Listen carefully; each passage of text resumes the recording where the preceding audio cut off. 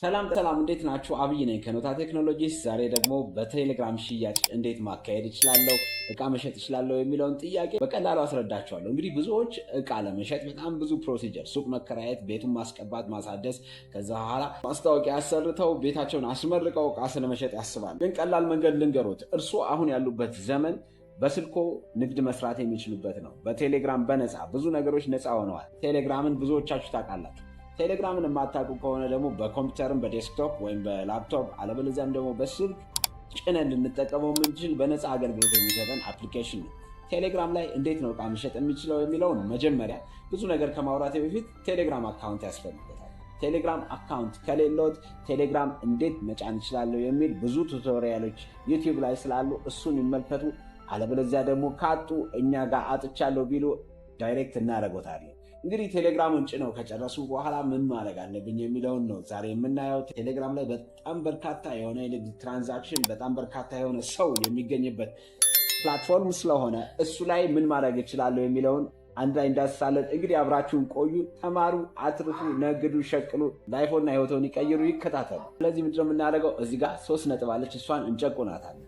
ከጨቆናት በኋላ ኒው ቻናል የምትላለች፣ እሷን እንከፍታታለን። ከዛ በኋላ ምን እናደርጋለን? ለምሳሌ ኒው ቻናል ብለን ከከፈትን በኋላ ስም ይጠይቀናል። ምን ስም ማስገባት ትፈልጋለህ? ለምሳሌ አንድ ዛሬ እያየችን ያለች ሳራ የምትባል ልጅ አለች። ሳራ ደግሞ ጥበብ ትሰራለች እንበል።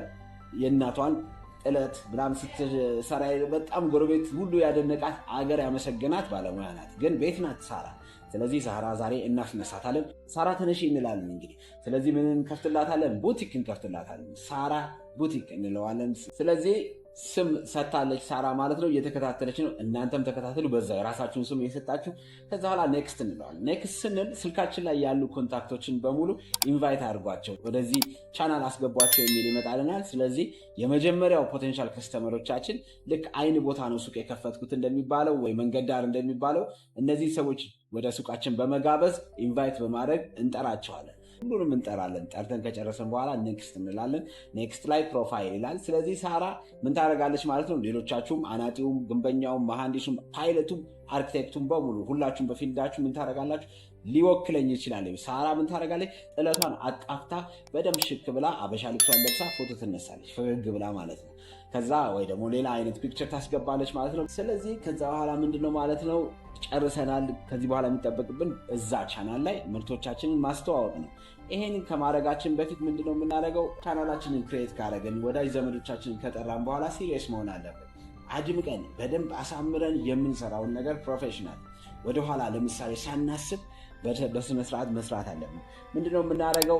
እነዚህ ፋይል ይደርሳቸዋል፣ ቻናሌ ፕራይቬት ነው ወይስ ፐብሊክ ነው የሚለውን ቼክ ማድረግ አለብን። ምክንያቱም ኢዚሊ አክሰሰብል እንዲሆን ፕራይቬት የሚለውን እናወጣለን። ፕራይቬት ላይፋችን ነው። ንግድ ውስጥ ከገባን የፐብሊክ ንብረት ነን። ስለዚህ የምንሸጠውን እቃ በሙሉ ፐብሊክ ማወቅ ስላለበት ማኔጅ ውስጥ እንገባና አካውንታችን ፕራይቬት ነው ፐብሊክ ነው የሚለውን እንግዲህ እንደሚከተለው እናስተካክላለን። ስለዚህ ቻናላችን ቼክ ለማድረግ ፕራይቬት ይሁን ፐብሊክ ምን እናደርጋለን? ፕሮፋይላችን ውስጥ እንገባለን፣ ማኔጅ እንነካለን። ከዛ በኋላ ይሰጠናል። ፕራይቬት ነው ፐብሊክ እንላለን፣ ፐብሊክ እናደርገዋለን። ከዛ እንወጣለን። ከዛ እቃዎቻችንን ሳንታክት በስነስርዓት ደርድረን እናስተዋውቃለን ቴሌግራም ላይ። እንዲሁም ሌሎች ቴሌግራም ቻናላችንን ፕሮሞት ማድረግ የምንችልባቸው ለምሳሌ ፌስቡክ ላይ ቴሌግራም ላይ 100 ሰው አውቀን ፌስቡክ ላይ 5000 ፎሎወር ካለን እነዛን ፎሎወሮች እንዲከተሉን ቴሌግራም ላይ ፕሮሞት እናደርጋቸዋለን። በዛ መልኩ እቃ መሸጥ እንጀምራለን። አንታክትም።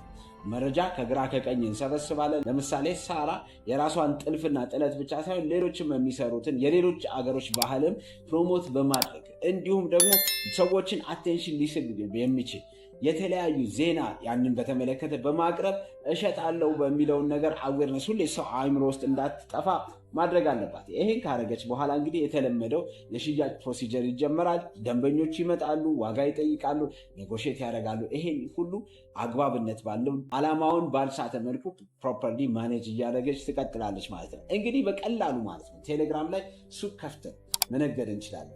ለመሸጥ ደግሞ ማንኛውም ያሉንን እቃዎች ወይ ደግሞ ሌሎች ያሏቸው ዚስ ዴይስ ሰው እቃ ለመሸጥ ምንም አያስፈልገው። ስለዚህ ቻናላችንን ክሬት ካደረግን በኋላ ቻናላችን ዋን ዌይ ብቻ ስለሆነ እኛ የምንሸጣቸውን እቃዎች ብቻ ነው የሚያቀርብልን። ለምሳሌ በርካታ ልብሶች አምጥታ ታስተዋውቃለች ፎቶ እያነሳ፣ ግን የሰዎቹን ኢንተራክሽን እና የሰዎቹን ሪቪው ከስተመር ኢንፎርሜሽን ጋዘር ለማድረግ ያው ቻናል ግሩፕ ክሬት እናደርጋለን። ያን ግሩፕ ማኔጅ እያደረግን ደንበኞቻችን ጋር ኢንተራክት ማድረግ እንችላለን ማለት ነው። ከዛም በተጨማሪ ቻናሉን ግሩፑም ላይ የምናገኛቸውን መረጃዎች በስልካችን በደብተራችን እየመዘገብን ኮንታክት እያደረግን ንግዳችንን መቀጠል እንችላለን።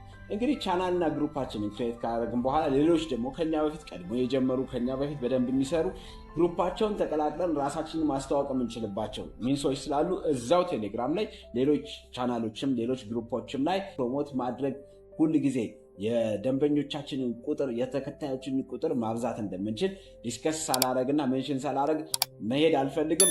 እንግዲህ ቴሌግራምን ጨርሰናል። ቴሌግራም ላይ አትርፈው ሸቅለው በጣም ብዙ ነግደው ነገ ከነገ ወዲያ ኮሜንት ላይ እንደሚጽፉልን እርግጠኛ ነን። መቼም ከሰርኩ አይሉ የመክሰር መንገዱ ራሱ በጣም ጠባብ ስለሆነ እኛን ግን ፎሎ ማድረግ፣ ሰብስክራይብ ማድረግ እንዲሁም የደወል ምልክቷን መጫን ከዛስ በኋላ ኮሜንት ማድረግ እንዳይረሱ እንላለን። ሁል ጊዜ ትርፍ ብቻ የሆነ ቻናል ነው። እኛን ፎሎ ማድረግ አዋጭ ነው። ይመቹት። ኖታ